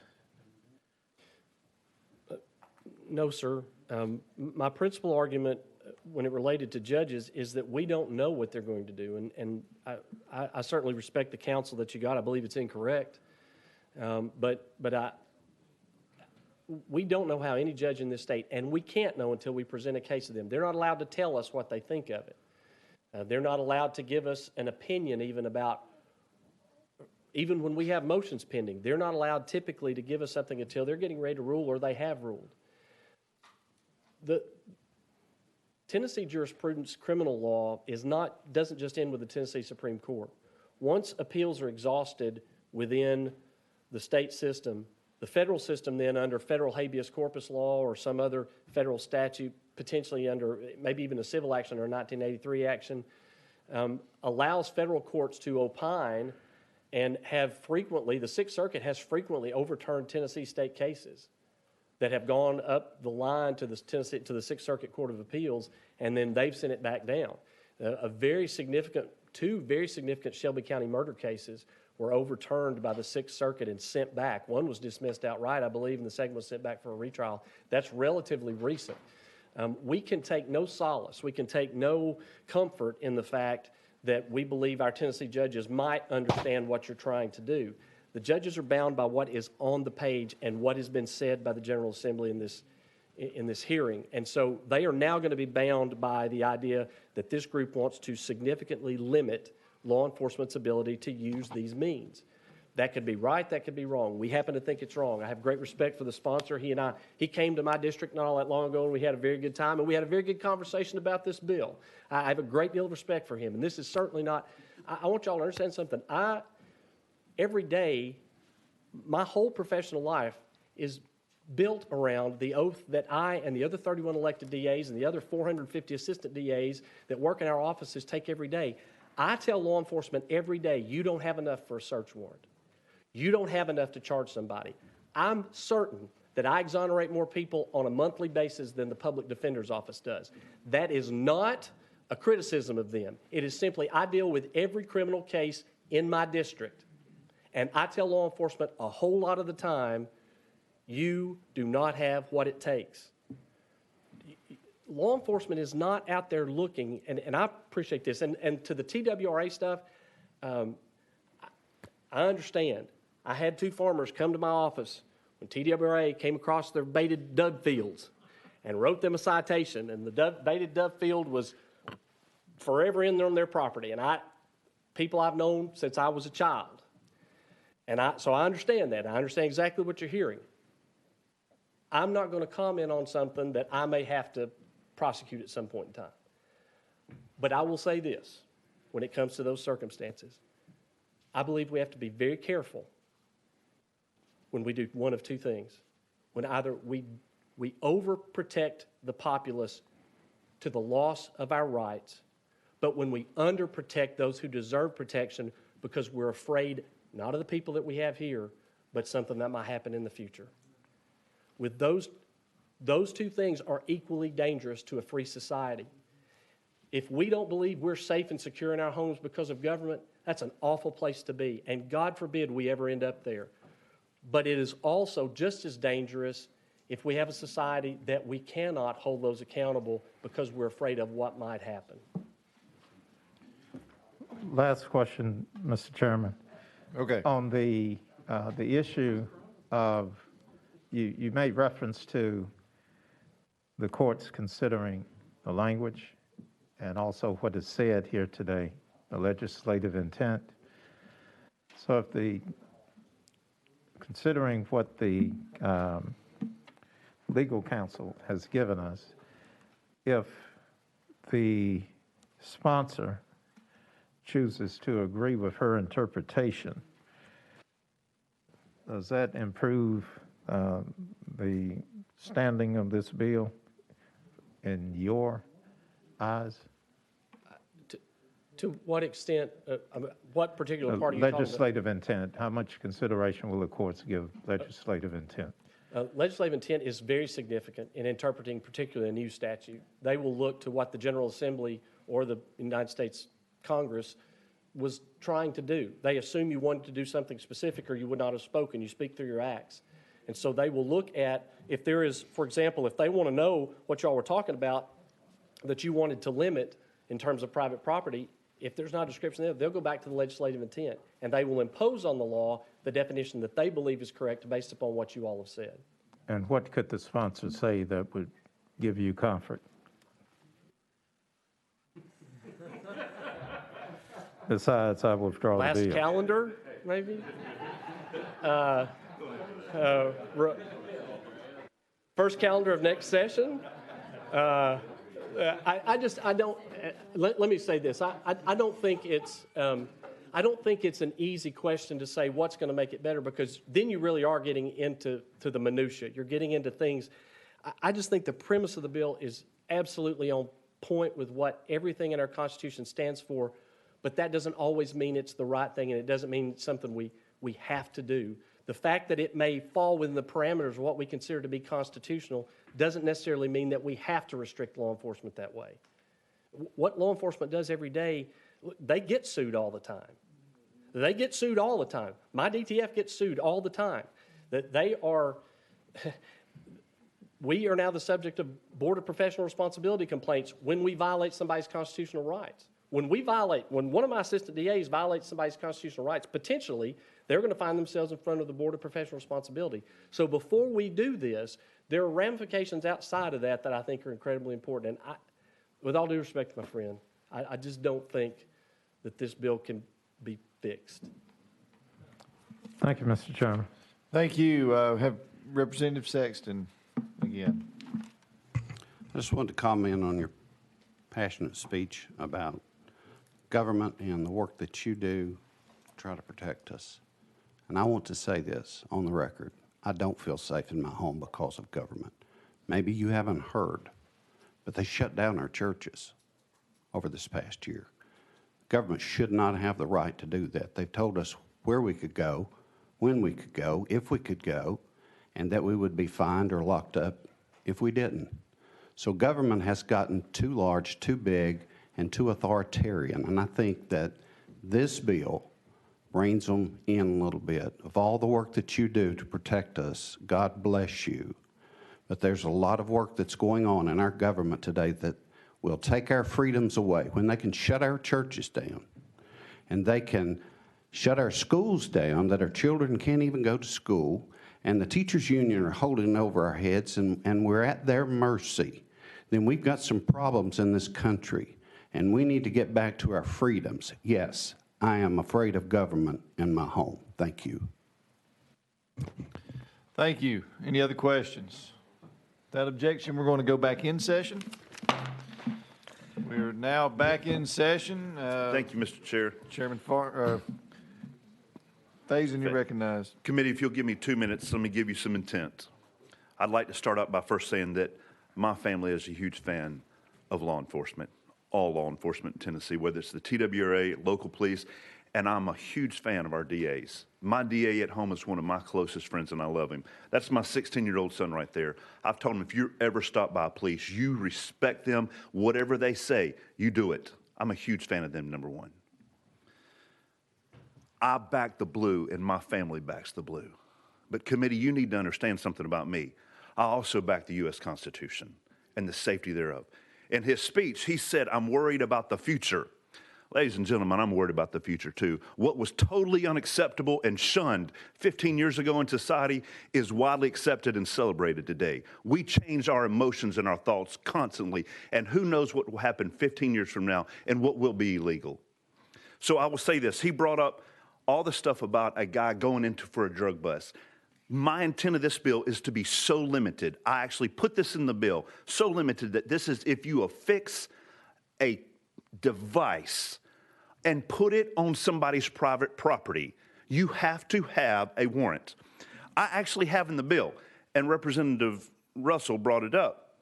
If you come down to Section C, this section does not limit the admissibility or gathering of evidence obtained from privately controlled monitoring devices or equipment worn by law enforcement officers or installed on law enforcement motor vehicles. The entire thing you just heard, all the scenarios don't match what's going on in this bill. Ladies and gentlemen, this bill, the intent of this bill is to stop law enforcement from putting on a camera to take pictures from a person's private property unless they go through an elected official. That's all the intent this is. And we've limited other things to keep what the scenarios you heard from the gentleman from Henry County and from my good friend, the DA.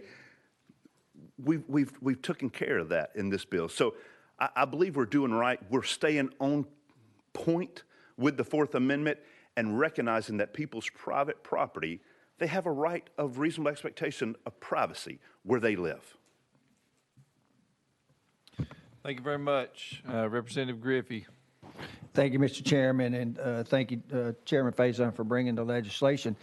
I beg to differ with you on your intent, and legal can correct me if I'm wrong, but a judge isn't even going to look to legislative intent if the statute, if the words can be interpreted fairly within their meaning on its face. And the amendment we adopted says law enforcement shall not enter private property for the purposes of engaging in electronic surveillance or installing electronic surveillance equipment to search for or collect evidence or obtained information unless you got a warrant or an exception or whatever. Confidential informants are agents of law enforcement. They wear electronic recording devices, electronic listening devices. The exception you pointed out says this does not limit the admissibility of gathering evidence obtained from, one, a privately controlled monitoring device. Electronic surveillance, video, audio are not privately controlled. These are going to be controlled by law enforcement. The other exception is equipment worn by law enforcement officers or installed on law enforcement motor vehicles. Law enforcement officers are not CIs. They're agents of the government. So this bill, if we pass it, you're going to let the drug dealers and the human traffickers get away with committing offenses, period. So I'm going to have to vote against. I respect it. Look, there's ways to fix this problem with TWRA and the cameras, and it's my understanding it wasn't even TWRA, it was the federal wildlife officials that do it, and they follow their own set of rules. But there's ways to fix that, and we kind of took a stab at it with the drone law, the legal reference. So if we want to try to limit intrusive electronic surveillance, like the Supreme Court has brought up regarding attaching electronic monitoring devices to vehicles and so forth, there's ways to address that. But this bill is going to throw the baby out with the bathwater. Thank you, Mr. Chairman. Thank you, Chairman. Chairman Farmer. Question has been called. Any objection? Seeing none, we're now voting on sending House Bill 43 on to full criminal. All those in favor say aye. Aye. Those opposed, no. No. The ayes prevail. You move on to full criminal. Next item on our calendars, number 3, House Bill 140 by Chairman Ogles. Amendment number 4194 is a motion and a second on that amendment. You wish to proceed, Chairman? Yes, Chairman. Thank you, members. Barcode 004194 to verify. Thank you, Chairman, members of the committee. This amendment, I'll read the amendment and then we can start debate. This is a constitutional amendment, HJR 140. The General Assembly shall make no law to authorize rape, human trafficking, prostitution, or the recreational use of any substance that has been identified in the schedules issued by the United States Department of Justice and the United States Drug Enforcement Agency pursuant to Federal Controlled Substance Act that exists on January 1st, 2020. Members, as our chairman just said, we don't know what's coming and coming down the road.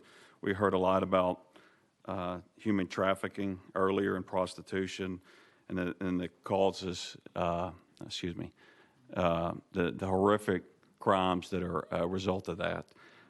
This constitutional amendment would put in place that we never let that slippery slope evolve anymore in this state. And as far as the drug use part, I know many members of this caucus and throughout Tennessee are exploring the aspects of medical substances. And for my district and my home, that conversation can never be had until we put a stopgap in place. And members, this would do this. This would ensure that we will never have recreational drug use in the state. I think it very much is an expression of the value system we have in the South in this state. We just saw this erode in a state that borders us, Virginia. So I'm very concerned of this, as well as many of my constituents. And with that, I will pause. We can go into the constitutional aspects if you would like, but I was informed to go quickly, so I will pause. Question has been called. Any objection? Seeing none, we're now voting to add amendment number 004194 on the House Bill 140. All those in favor say aye. Aye. Those opposed, no. The ayes prevail. We're now on House Bill 140 as amended. Question has been called. Withdrawn. Representative Hardaway. Thank you, Mr. Chairman. If the sponsor could go back to his reference to medical marijuana, I think that's what you may have been referring to. How this impacts the possibilities of that happening, becoming legal?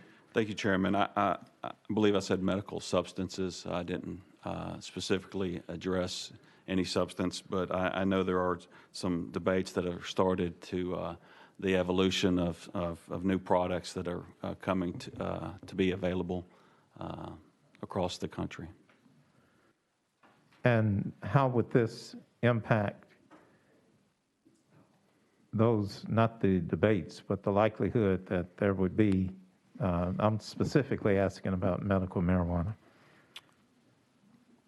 Chairman, if you, for the record, I want to be very clear that this legislation or constitutional amendment would not preclude in any way substances prescribed by a licensed physician that are approved at the federal level as of the adopted schedule and that I read into the record, and I can clarify the year. Excuse me. So the operative word here is federal versus state? The Controlled Substance Act enacted as of January 1st, 2020. So those drugs listed as controlled substances on that list as of now. All right. Thank you, sponsor. Thank you, Mr. Chairman. Thank you, Leader Lambert. Thank you, Mr. Chairman. I move previous question. Thank you. Previous question has been called. Any objection? Seeing none, we're now voting on House Joint Resolution 140 as amended. All those in favor say aye. Aye. Those opposed, no. The ayes prevail. Moves on to full criminal. Thank you. Thank you, Chairman and members of the committee. Next item on our calendar is House Bill 1338. Motion and second. You are recognized. Thank you, Chairman, members of the committee. This legislation is a little bit lengthy, but what this does is it makes aggravated burglary and especially aggravated burglary a violent offense of person rather than a crime against property. Thank you. Any questions for our sponsor? Leader Lamberth. Previous question. Question has been called. You care to withdraw that? Withdrawn. Withdrawn. Representative Beck. Thank you. Sponsor, will this affect community corrections in any shape, form, or fashion that you know of? I certainly hope so.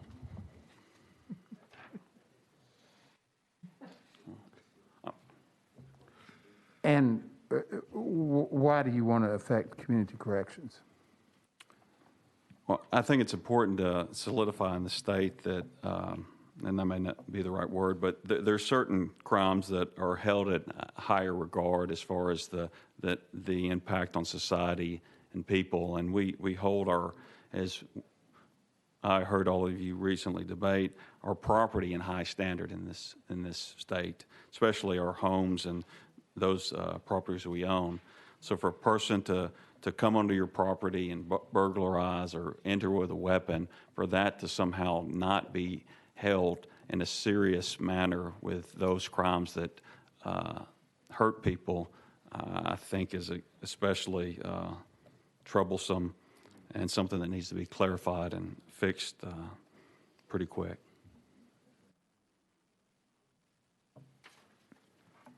Okay, I'm referring to probation under community corrections. Is that what you're referring to? Are we on the same page, or? Thank you, Chairman. This is an extensive, not a rewrite, but this adds this across almost every section of TCA where this will include that this is a crime against person, not property. So it very well may have impact on that aspect. Okay, thank you. Thank you, Leader Lamberth. Previous question. Question has been called. Any objection? Seeing none, we're now voting on sending House Bill 1338 to full criminal. All those in favor say aye. Aye. Those opposed, no. The ayes prevail. Moves on to full criminal. Thank you. Thank you, Chairman. Next item on the calendar, number 5, House Bill 585 by Chairman Terry. We have a motion and a second. There's an amendment traveling with this, 004303. Do you wish to proceed with that amendment? I do not. Let's see, what was that amendment number? 004303? No, that was an amendment that was given to me, suggested to me by the Sheriff's Association, but it increases the fiscal note, so I don't want to put that on the bill. Okay, thank you. So we'll be on House Bill 585. You're recognized. Thank you, Chairman and Committee. Harassment in the state is defined in Tennessee Code 39-17-308, and it carries a Class A misdemeanor. This legislation increases the penalty for harassment of a first responder to a Class E felony. So when you harass an individual, you infringe on that individual's liberty. When one knowingly harasses a first responder, those actions have repercussions beyond just the individual liberty of that responder, as it could impact the recruitment and retention of the first responders to protect our communities, thus impacting the liberty of the entire community and those individuals. So with that explanation, I'm ready to take any questions. Thank you. You've heard the explanation from the sponsor. Any questions? Seeing none, any objection to calling the question? Seeing none, we're now voting on House Bill 585 to move on to full criminal. All those in favor say aye. Those opposed, no. The ayes prevail. Moves on to full criminal. Thank you. Thank you, Chairman and Committee.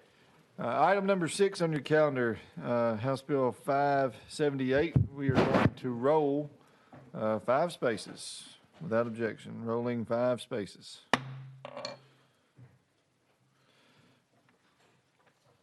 HJR, item number 7, HJR 0044. We are going to, without objection, roll to the hill. Rolling it to the hill. We're now on House Bill number 8, item number 8, House Bill 153 by Chairman Moody.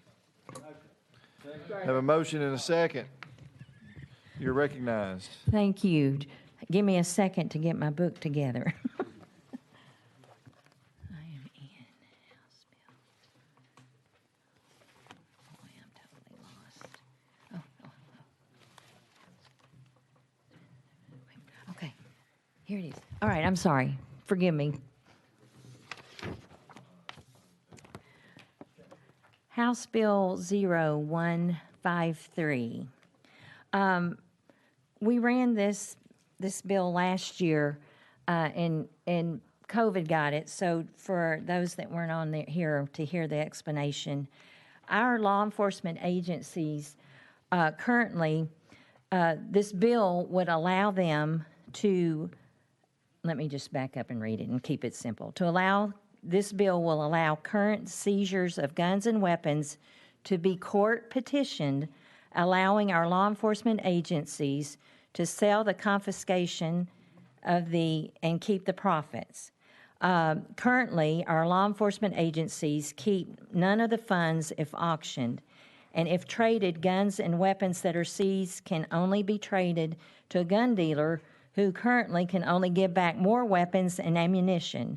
But under this legislation, the law enforcement agencies could purchase other equipment that they may need so long as the judge orders it. And I do have a list of some of the potential things they could purchase. If you want me to go into it, I know we're under a time constraint, but I'll be happy to ask you for your vote. Thank you. Sponsor, any questions for the sponsor? Leader Lamberth. Previous question. Question has been called. Any objection? Seeing none, we're now voting on House Bill 153 to move on to full criminal. All those in favor say aye. Aye. Those opposed, no. The ayes prevail. Moving on to criminal. Thank you. Thank you. We're on item number 9, House Bill 1180 by Chairman Moody. Properly motion second. You are recognized. Thank you very much for this. This bill adds human trafficking under the definition of predatory offenses in Code 3913-523 and the sentencing requirements it mandates. Thank you for the explanation. Any questions for our sponsor? Question has been called. Any objections? Seeing none, we are now voting on sending House Bill 1180 on to full criminal. All those in favor say aye. Aye. Those opposed, no. The ayes prevail. You move on to full criminal. Thank you. Members, we are running, we're running low on time. We have some folks who have came a great distance to testify on one of the bills here by a member of our committee. Item number 31 on your calendar, House Bill 0001 by Representative Hardaway.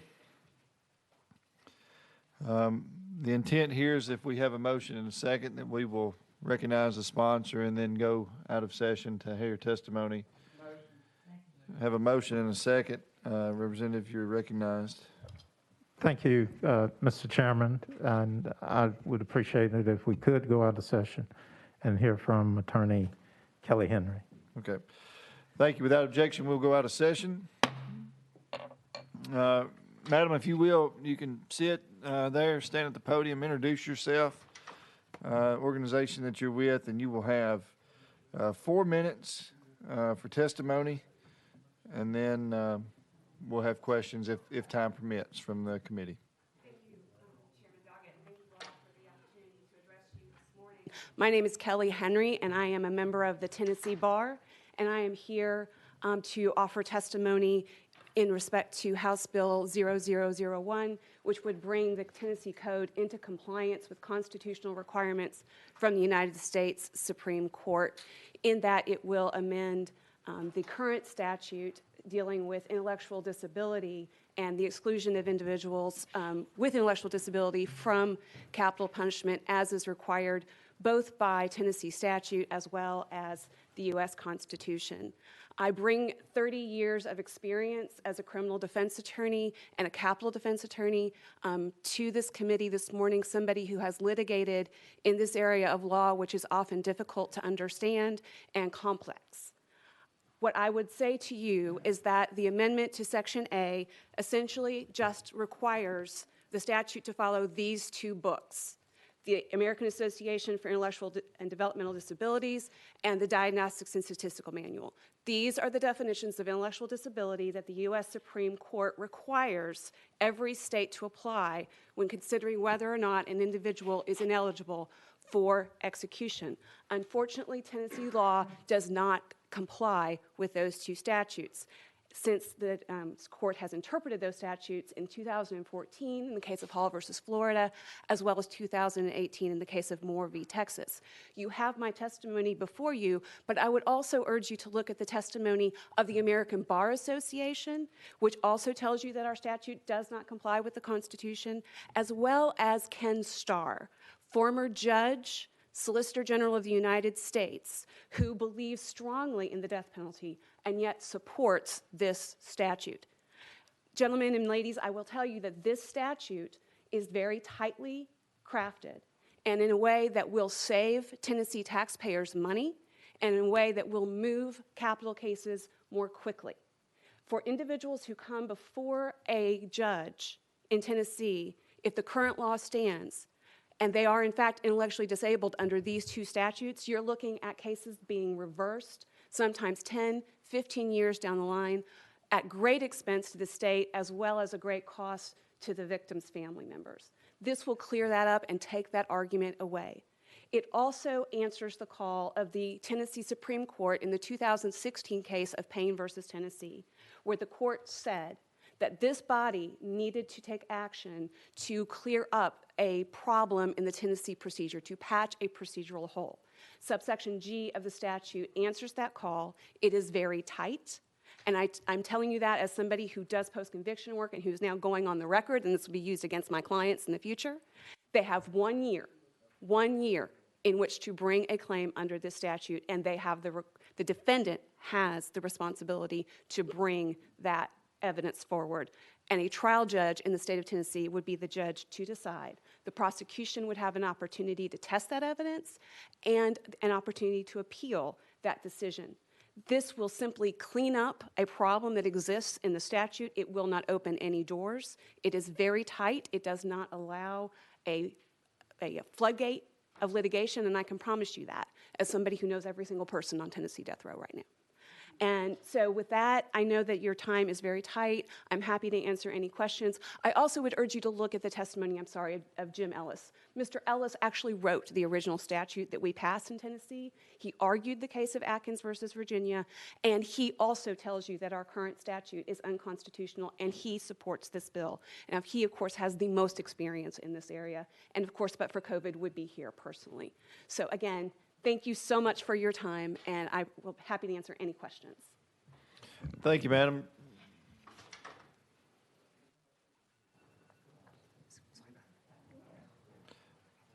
I don't know how to make it stop. There we go. Okay. Do we have any questions for our guest?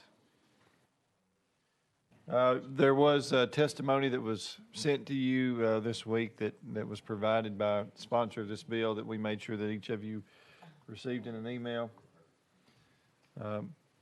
Madam, thank you, Representative Hardaway. Thank you, Mr. Chairman, and thank you, Attorney Henry, for being here. There are a couple of points that I want to emphasize. Representative, are you wanting to speak with her on this? Or Yes, are sir. you- Okay. Looked up, didn't see her. Obviously, I'm a novice. Sorry about this. All right. Thank you, ma'am, for being here. Yes, sir. To be clear, and it's necessary to have this tight. And tight means who's able to get into court under this bill. Yes, sir. Can you give us that again? Yes, sir. And one thing that I neglected to mention is that the bill, House Bill 1, has an age cutoff of 18 years of age. That is actually a variant from the Diagnostics and Statistical Manual, which doesn't have an age cutoff. It just says during the developmental period. And during the developmental period, under current science, would include individuals up to the age of 25. And so in order to address that concern, this bill actually has the age cutoff of 18 so that it doesn't broaden those categories from what we already had in the bill. It just clears up the definition of intellectual disability. And why do we use the language that would encompass more than one organization? The reason for that is because the United States Supreme Court requires the consideration of both the American Association of Intellectual and Developmental Disabilities definition as well as the DSM. And in fact, those who practice in this area know that the DSM actually typically follows the definition of the AAIDD because all the AAIDD does is intellectual and developmental disabilities. So they really are the leader in this area. If we only have one particular organization, then we run into problems with defense lawyers being able to come in and say, well, you didn't use both definitions, trial judge, when you were considering my claim, so I'm going to use that as a basis to attack. So by using both definitions, you're really making sure that you're insulating the challenges to the constitutionality of the statute moving forward. So that really does prevent additional appeals. Thank you, ma'am. Thank you very much. Thank you for your testimony. Thank you to the sponsor. We are going to go back in session. We're back in session. Members, we are out of time, so what we're going to do is we're going to roll this bill to the hill of today's calendar. And then if you will, look at item number 21 on your calendar, House Bill 1089. That is going to be taken off of notice. All remaining bills that were on today's calendar will be rolled to next week's calendar. Entertain a motion to adjourn. All right, we stand adjourned. Thank you.